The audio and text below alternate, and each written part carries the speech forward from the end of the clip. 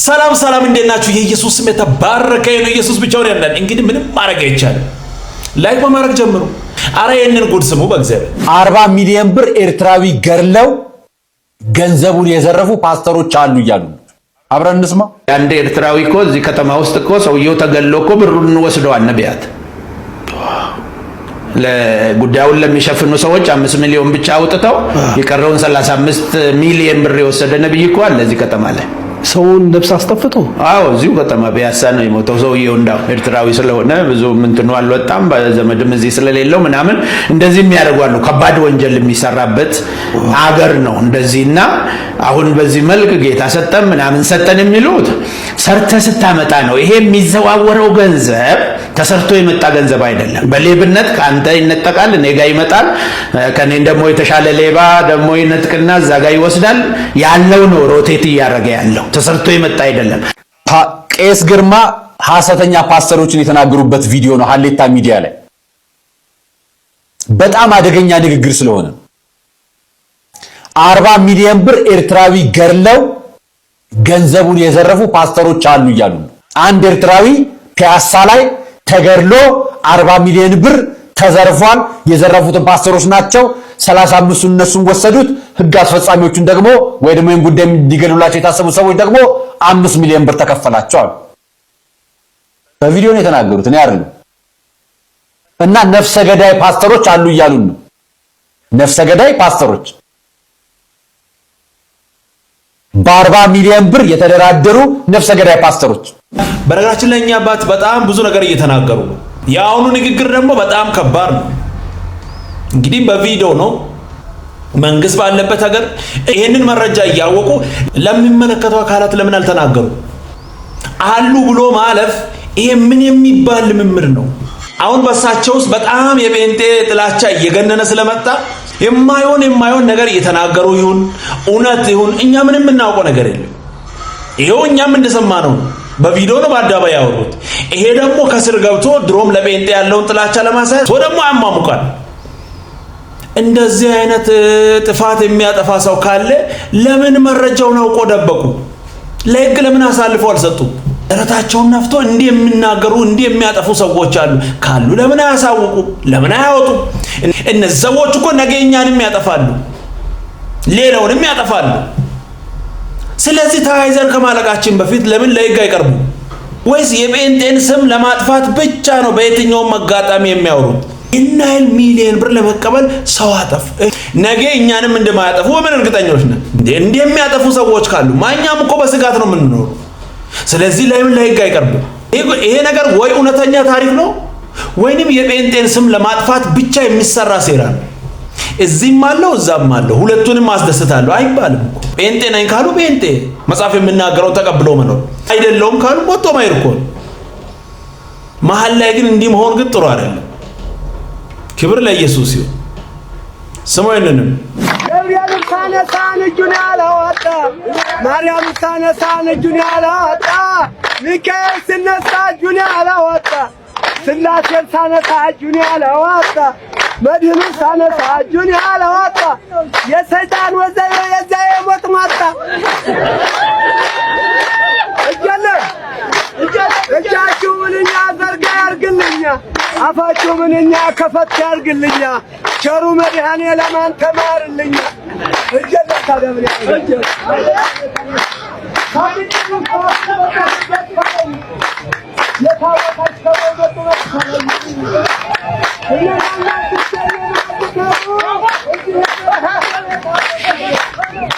ክብር ለኢየሱስ ይሁን። እንሰማለን ግን አንፈርድም። ኢየሱስ ግን ብቻውን ያድናል። ምንም ማድረግ አይቻልም። ከሱ ውጪ ህይወት የለም። ሌላ ሁሉ ቀጥታ ወደ ሲኦል ነው። መንገድ ኢየሱስ ነው። መጽሐፍ ነው የምናገረው። ምንም ማድረግ አይቻልም። ብቻውን ህይወት ይሰጣል። ክብር ለኢየሱስ ይሁን። ስሙኝንም ኧረ እባክህ ሳቅ ምናምን የሚለውን ሰውዬ ትዝ አስባልከኝ። ኧረ እባክህ ሳይኖር አትሳቅ የሚለውን ሰውዬ አንተ እንደሚያውቅ ስትስቅ። እሺ ምሳሌ ልጨርስ። አንድ ብቻ የእግዚአብሔር አረ ኢየሱስ ያድናል። ከእንደዚህ አይነት ውርደት እግዚአብሔር ይጠብቃችሁ። እንደሚያውቅ ሰው ስትስቅ በኢየሱስ በአደባባይ ውርደት እኮ። አረ ኤፍሬም በእድሜ ትልቅ ነው እንጂ እኮ ምንም የሚያውቀው ነገር የለም። አረ በኢየሱስ ውርደት እኮ። ክብር ሁሉ ግን ለኢየሱስ ይሁን። ያለ ኢየሱስ ጉዞ እንደዚህ ነው። ስሙ ብቻ ኧረ እባክህ ሳቅ ምናምን የሚለውን ሰውዬ ትዝ አስባልከኝ። ኧረ እባክህ ሳይኖር አትሳቅ የሚለውን ሰውዬ አንተ እንደሚያውቅ ስትስቅ። እሺ ምሳሌ ልጨርስ። አንድ ብቻ የእግዚአብሔር መልአክ በሁሉም ስፍራ እንደሚገኝ አምነህ ነው እዚህ ቦታ ላይ የገባኸው? በሁሉ ስፍራ እንደሚገኝ አምነህ ነው? የእግዚአብሔር መልአክ በአንድ ጊዜ በሁሉም ስፍራ ለዘላለም አይገኝም። እኛ ስለ ዘላለም አላወራንም።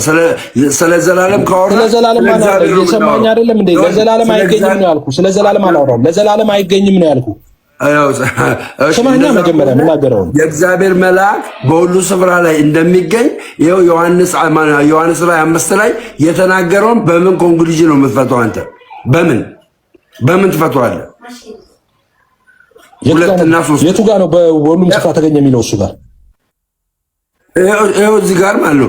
ብርቱ መልአክ መጽሐፉን ይዘረጋ ዘንድ ማዕተቦቹን የሚፈታ ዘንድ የሚገባው ማን ነው ብሎ በታላቅ ድምፅ ሲያውጭ አየው።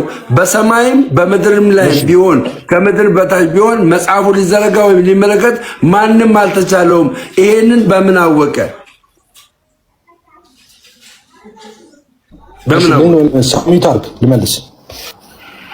ልመልስ ሚት አድርጋ እንዴ? እኔ እኮ ጥያቄ ጠይቀም ደግሞ መመለስ ትፈልጋለህ መሰለኝ። ሚት አታረግም እኔ ስናገር። እሺ እዚህ ጋር መልአክ በነገራችን ላይ ለዚህ ለምትሰሙ ሰዎች፣ በዛ መሆናችሁ ለምትሰሙ ሰዎች ከእግዚአብሔር ውጪ በአንድ ጊዜ በሁሉም ስፍራ የሚገኝ የለም፣ አንድም ፍጥረት የለም መላእክትም ቢሆኑ የሚለው የእኛ ትምህርት ብቻ አይደለም። የኦርቶዶክስም የካቶሊክም የክርስትናው ሁሉ አስተምረው ነው። እሺ ደሜ ስለማያውቀው ነው የእነሱን ትምህርት የታመነና የጸና። እዚህ ጋር ቆይ መልክ አትስራብኛ፣ እኔ ላይ መልክ አትስራብኝ። መልክ ከመስራት በፊት እኔ መልስልኝ፣ ግድ የለም የኦርቶዶክስን ትምህርት አልወቅ። እኔ ግን የእግዚአብሔር መልአክ ልመልስልህ። አንድ ኦርቶዶክስ አማኝ ነኝ። የእግዚአብሔር መልአክ እኔንም እንዲማልደኝ ማለት ምልጃን ሳቀርብለት ይሰማኛል። ባሌም አሜሪካን ሀገርም አውሮፓ ሀገርም ያለውን ይሰማል። ከምን የተነሳ? ራሱ እንደ እግዚአብሔር ሆኖ አይደለም፣ እግዚአብሔር ከሰጠው ጸጋ የተነሳ ይሰማል። ለምን? እግዚአብሔር በሁሉ ስፍራ ላይ እንዲገኝ አቅም ስለሚሰጠው። ስለዚህ ይህንን ከእግዚአብሔር ውጭ በሁሉም ቦታ ላይ በአንድ ጊዜ የሚገኝ ነገር የለም። እግዚአብሔር ብቻ ነው በሁሉም ስፍራ በአንድ ጊዜ የሚገኝ። መልአክ ቅዱሳን ደግሞ ኧረ በጌታ ስም ኧረ ጠጥቶ ማሽከርከር ጥሩ አይደለም። የማታውቁት ነገር ላይ ጥልቅ ብላችሁ አትጉ። መጽሐፍ አይናገርም። በአንድ ጊዜ በሁሉም ስፍራ ሊገኝ የሚችለው እግዚአብሔር ብቻ ነው። ይሄንን ሁሉም ያምናል። እውነትም ብሏል። የት እንዳለ እንኳን አያውቅም። ኧረ በስመ አብ። ኢየሱስ ግን ብቻውን ያድናል። ውርደት እኮ ነው። እንደዚህ በአደባባይ ከመዋረድ እግዚአብሔር ይሰውራችሁ። ስሙንን ባይዘዌ ለመጀመሪያ ጊዜ ኢየሱስ አምላክ ነው ብሎ ያስተማረው ማን ነው? ኦልሞስት ዓለም ላይ ከ2.3 ቢሊዮን ህዝብ በላይ ክርስቲያን ነው። ሁሉም ክርስቲያኖች ኢየሱስን እንደ አምላክ ይቀበሉታል። ከመጽሐፍ ቅዱስ ጀምረን የተለያዩ ጽሑፎችን ስናነብ ስናጠና ደግሞ ኢየሱስ አምላክ ስለመሆኑ ኮንፈርም የሚያደርግ ነገር የለም። በጣም የሚያስቀው ኢየሱስ በኖረበት ዘመን ምንም አይነት ሃይማኖት አልመሰረተም። የየትኛውም ሃይማኖት ጀማሪም አይደለም፣ አስተማሪም አይደለም። ጀስት በቃ ጂዊሽ ነበር። የጂዊሾችን እምነት ነው የሚያስተምረው። ራሱን በየትኛውም ቦታ ላይ አምላክ ነኝ ብሎ ሪፈር አድርጎት አያውቅም። አይ ቲንክ ጳውሎስ ነው መጽሐፍ ቅዱስ ላይ ኢየሱስ አምላክ እንደሆነ ኮንፈርም ያደረገው። እንዲሁም ደግሞ የተለያዩ ሰዎች በሆነ ጊዜ ኢየሱስማ በቃ አምላክ ነው ብለው ነው የተከተሉት። እሱ ራሱ አምላክ መሆኑን አልተናገረም፣ ኮንፈርምም አላረገም። ሰው እንዴት ነው ያወቃችሁት ኢየሱስ አምላክ መሆኑን? አያችሁ፣ በአንገት ላይ መስቀል አንጠልጥሎ እንደዚህ አይነት ነገር ማውራት ለኔ ግራ ነው የሚያጋባኝ። ይሄ አንጠለጠልከው መስቀሌ ምንድን ነው? ፌሜስ መሆን ብዙ ሰዎች እንዲያውቅ ከፈለክ በመንፈሳዊ ነገር ላይ ሙድ በመያዝ አይደለም። ብዙ ነገር እኮ አለ። እንደዚህ አይነት ድፍረት ካለ በእግዚአብሔር ቃል ላይ የማይሆን ነገር የመናገር ሞራልም አቅምም ካለ ለምን ሌላ ነገር ላይ አትቀልድም? አንድም ቦታ አምላክ ነው ብሎ አልተናገረም። ራሱም የሆነ ሰዎች ነው የተናገሩት። ኧረ እባክህ ልክ መጽሐፍ ቅዱስን አንብቦ ጨርሶ መልስ አጣው ብሎ የተቀመጠ ሰው አይመስልም? ልክ እንዳነበበ ሰው አክተታ እንጂ አንብብ፣ ከዛ በኋላ መልስ ይኖራል። አንተ በምትናገረው ነገር ላይ ሰው ከስር ገብቶ በቃ እንድጮ ምናምን አትናገር። አሁን አንተ የፈለግከው ይሄንን ነገር ሳታቀርተ ሳይሆን አጣማ ተናገረ። ብዙ ቦታ ላይ መነጋገሪያ መሆን ነው የምትፈልግ። ኧረ እባክህ ክብር ለኢየሱስ ይሁን። አንብብ። ያሳዝናል። አለማወቅ እንደዚህ ደፋር ያደርጋል። እውነትም ደፋር ከባድ እኮ ነው። ክብር ለኢየሱስ ይሁን። ኢየሱስ ጌታ ነው። ምንም ማድረግ አይቻልም። መጽሐፍ ነው የምናገረው። ይሄድና አንብብ። ሰሞኑን እንደው መንግስት ቢፈቅድልኝ መንገድ ላይ ያሉትን ማሰቃየት ነበር ስራዬ። አጠገቡ ቆሜ ሰላም የትኛውን ብራዘር ከየት ነው? ከመካነ ኢየሱስ ነው። ኦኬ ምንድን ነው የሚለው? አይጥ ነው ማስመስል። ከዛ ባይብልን ይዘህ ወደ ቤት ትገባል። አሁን ኢትዮጵያ ላላችሁ አዲስ አበባ ላላችሁ ለሚያደነቁሯችሁ ከየትኛው ነው በለው። መንገድ ላይ እንደ ቁራ ሲጮ የሚውለው እቤቱ ይገባል። ሲልሉን ቆይ ጮቱን እናውቀውና አንድ ለአንድ እናውራ። ከየት ነህ ጀለስ? አባዬ ከየት ነህ? የትኛው ዲኖሚኔሽን ነህ? ሉተራውያን ነህ? ቃለ ኢየሱስ ነህ? ምንድን ነው? ቃለ ሕይወት ነህ? መሰረተ ክርስቶስ ነህ? ሙሉ ወንጌል ነህ? አሁን ለዚህ ሰው መልስ መስጠት ፈልጌ ሳይሆን ሰይጣን ምን ያህል ክፉ እንደሆነ የማሳያ የመጨረሻ ትዕቢት የሚሉትን ስለ ኢየሱስ እያወሩ እየሰበኩ ኢየሱስ ያድናል ብሎ የሚያወሩትን ሰዎች እንዴት አቃለውና ትንሽ አድርጎ እያወራ እንደሆነ አይታችኋል።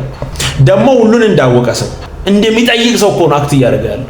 ለራሱ ጌታን እንዴት እንደተቀበለ ለምን እንደተጠመቀ ኢየሱስ ምን እንደሆነ ያላወቀ አንዱ እንዲህ ይላል እያለ በአደባባይ የሚያወራ ለምን ጌታ ኢየሱስን እንደሚከተል ምን ተቀብሎ ምኑን አምኖ ጌታን እንደተቀበለ ራሱ የማያውቅ እንተ ስትሆን ታብዳለህ እያለ በአደባባይ እየመሰከረ ደግሞ እንደገና በጥያቄ የምን ጥያቄ? መጀመሪያ ለራስ መልስ ይሄንን ጥያቄ። ይሄም የራሱን ይናገራል። ይሄም ኢየሱስ እንትና ለዚህ መልስ ፈልግ ለራስ። ከዛ በኋላ ትክክለኛውን መልስ አገኝተህ ይሄንን አስተያየት ትሰጣለህ። ከባድ እኮ ከስር ገብቶ ሆ የሚል ሰው ነው የሚያሳዝነኝ። ክብር ለኢየሱስ ይሁን። ኢየሱስ ብቻውን ያድናል። ምንም ማድረግ አይቻልም። ወንጌል ይቀጥላል።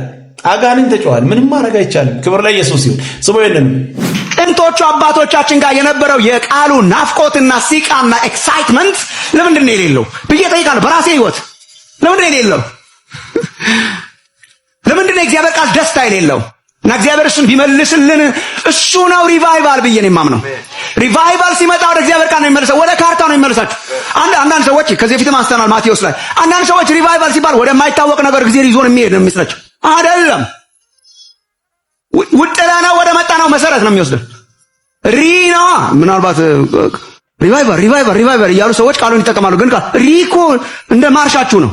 ሪ ነው የጣልነውን የተውነውን ዋጋ ያሳጣነውን መሰረታዊ የሆነውን እንደ እግዚአብሔር እኮ ሪቫይቫልን ፕሮሚስ ሲያደርግ ምድር ሆይ የእግዚአብሔርን ቃል ስሚ። ሪቫይቭ የሚያደርገን የእግዚአብሔር ቃል ነው። እውነተኛ ሪቫይቫል ከእግዚአብሔር ቃል የሚፈልቅ ነው። በብዙ የሪቫይቫል ታሪኮችን አንብቡ ወንድሞች እናቶች። ቃል ሲገለጥ ነው ነፋስ የነፈሰው። መጽሐፍ ሲገለጥ ነው ህዝብ ወደ እግዚአብሔር የጎረፈው። በጣም ብዙ በታሪክ ራሱ የቅርብ ጊዜ ታሪኮች እንኳን የተነሱ ሪቫይቫሎች በሙሉ የእግዚአብሔር ቃል ሲገለጥ የመጡ ናቸው። የእግዚአብሔር ቃል ደስታ የፈጠራቸው ናቸው። እስር ቤት የሚታሰር ጠፍቶ እስር ቤቶች የተዘጉባቸው ሀገሮች እንደነበሩ ሰምታችሁ ይሆናል። የሚታሰር ጠፋ። የሚጠጣባቸው ቡና ቤቶች ተዘጉ። የሚጠጣ ጠፋ። ወንጀል የሚሰራ ጠፋ። እነኛ የቅርብ ጊዜ ታሪኮች ናቸው። ምንድነው የሆነው ብትሉ በቃ ያ የእግዚአብሔር ቃል ሲቃና ናፍቆት ቢመጣልን ደስ አይልም ወይ? በዚህ ምድር እግዚአብሔር እንደገና ፈልቅቆ ቢያሳየን ከጥንት ያዳፈንነውን የከደንነውን ዝም ብሎ እንደ ተራ ነገር የቆጠርነውን የሚያስጠማና የሚያስርብ ስብከት አልፎ የምንሰማው ሳይሆን የሚያስጠማና የሚያስርብ ነገር እንዲመጣ ደስ የሚል ቆንጆ መልእክት። ክብር ሁሉ ለኢየሱስ ይሁን። አረ እንደገና ይመለስ ወደ ቃሉ፣ ወደ ትክክለኛው መንገድ።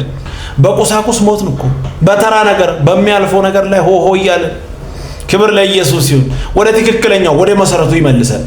ክብር ለኢየሱስ ይሁን። ኢየሱስ ብቻውን ያድናል። ደስ የሚል ቆንጆ መልእክት። ቀጣይ በሌላ እንገናኛለን። ሰብስክራይብ፣ ሼር፣ ላይክ ማድረጋችሁን እንዳትረሱ። ወዳችኋለሁ። ተባረኩ።